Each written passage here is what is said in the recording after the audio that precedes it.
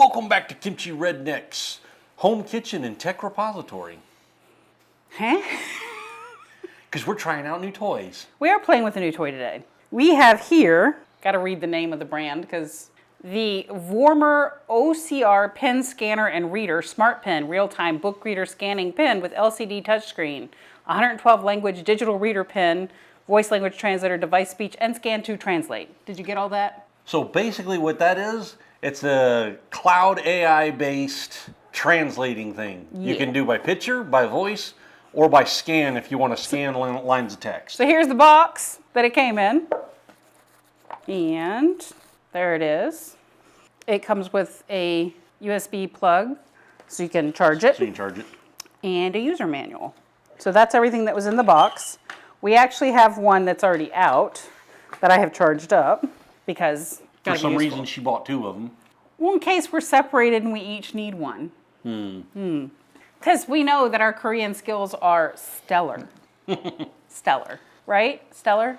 Yeah, mine are subpar at best. Hey, at least you don't go to language exchange. To be fair, I go to language exchange to help the Koreans that are learning English practice their English, not to actually learn Korean, because I may have given up on that. Yeah, we're not good at it. We're not. All right, did it turn itself off? Okay, so this thing holds a pretty decent charge, to be fair, because this has been in my purse for like 2 weeks, and it's still charged. Okay, couple things to note when you're setting up. You do need to go ahead and set it up to Wi-Fi. If you plan to go places with this, you are going to want to make sure you set up a mobile hotspot on your phone and go ahead and get that information here and know to turn on your hotspot and use that because it does need Wi-Fi. Which may be a thing for some people because I know it's been a hot minute since we've had a phone plan in the States. But if I remember correctly, they charged you to enable the hotspot on your phone. Yes, it would depend on your plan. Here in Korea, I think we get a certain amount of hotspot. So it will scan a translation.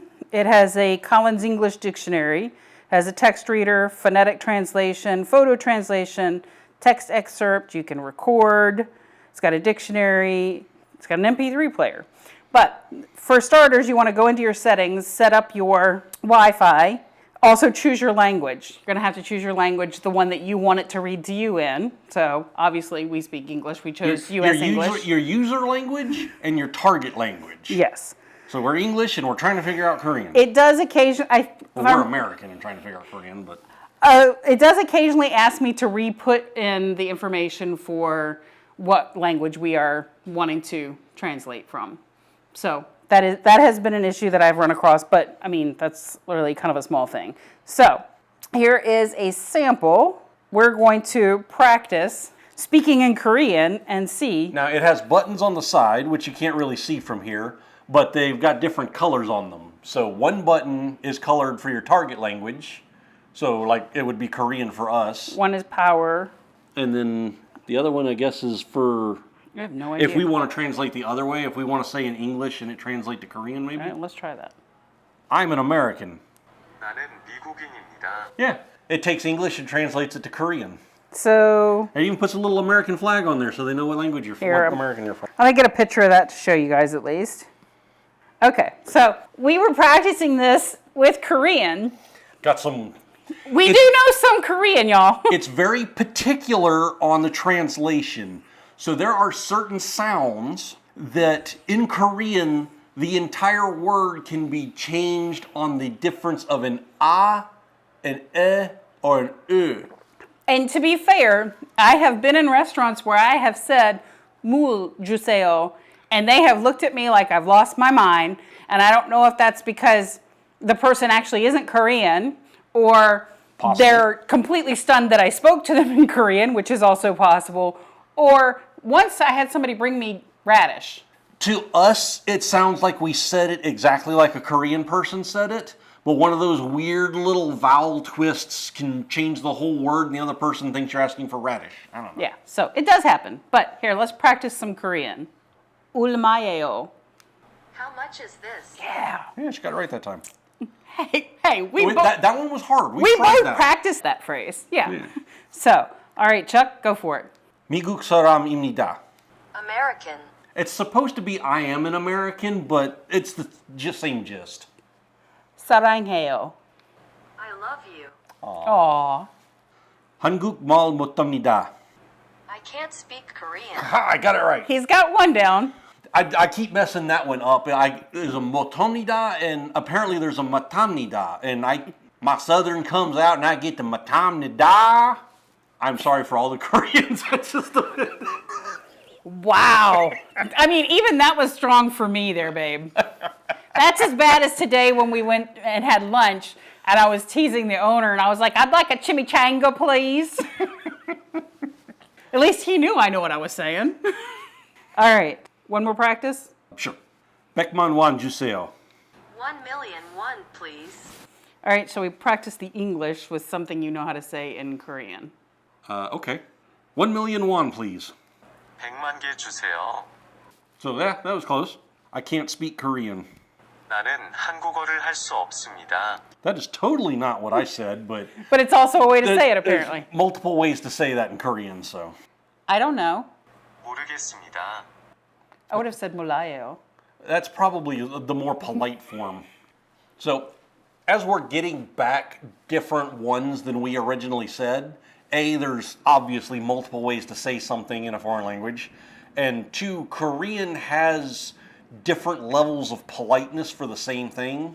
So, saying goodbye to your good friend, your hyung, or to your parents, or to like the CEO of your company are all totally different words that are based on the same Or word. to someone who is like, if I'm meeting my friend's mother, I would not say 안녕하세요 or 안녕. I'd say 안녕하십니까. Yeah. Because that's the more polite version of it. Technically, we could get away with it because we're dumb foreigners. But if you were Korean and you said that, you would get slapped. So we have a Korean phrase book for travelers. Yeah. Let's pick something that's got an actual, that's an actual sentence. Okay. 이거 다른 색깔 있어요? Okay. You have this in a different color? All right, so you scan it. It scans it in the foreign language.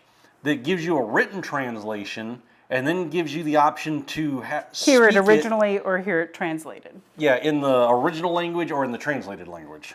Which is kind of nice if you're somewhere. My friend who told us about this, he practiced with it, so he speaks Korean. And so he practiced with it. He sent information over to his friend in Japan that he translated, and it was correct. So it definitely does. We can guarantee that it at least works in Japanese and at least mostly in Korean. It had 112 languages, so I mean, and it's AI, and It's cloud-based because you have to have a Wi-Fi connection of some sort, so it's got all the power of the internets behind it. all right. Let's one more. It's hard to actually scan some of this. 테이크아웃 괜찮으세? Okay, so what I scanned says, is a takeout cup okay? So one thing that you need to understand is the way that we format sentences versus the way Koreans format sentences are very different.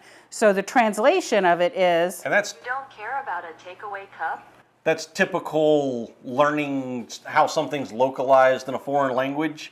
The way you form the sentence and the way they form the sentence might sound different, but it means the same thing. yeah. So if I said you don't care about a takeaway cup, they would understand that, do you care if I get it in a takeaway cup? Yeah, that sort of thing. So it's just a difference in the way it's said. So yeah, so we're excited to be able to take this with us to places and try it out. When we actually go outside and go somewhere, this can actually be helpful because God knows Google Translate is, I'll take it to language exchange tomorrow. okay. Yeah, we'll practice at language exchange. That way I'll give it to one of the ladies who doesn't speak as well in English, and that might help. Yay, Yeah. maybe. So yeah, we'll practice with this some more. We'll report back when we have more information. But so far, it'll take photos and it'll translate the photo. It's really actually relatively useful. So Yeah, we'll put a link below in case you're traveling somewhere and you need a translator. yeah, it's pretty good. I'm excited to take it with us places. So far, it seems to work for us. So Just remember, the important thing is making sure you have the Wi-Fi. Wi-Fi important. Wi-Fi is very important. But yeah, we're super excited to hang out with our new AI translator because that other name is way too long for me to have to read that again.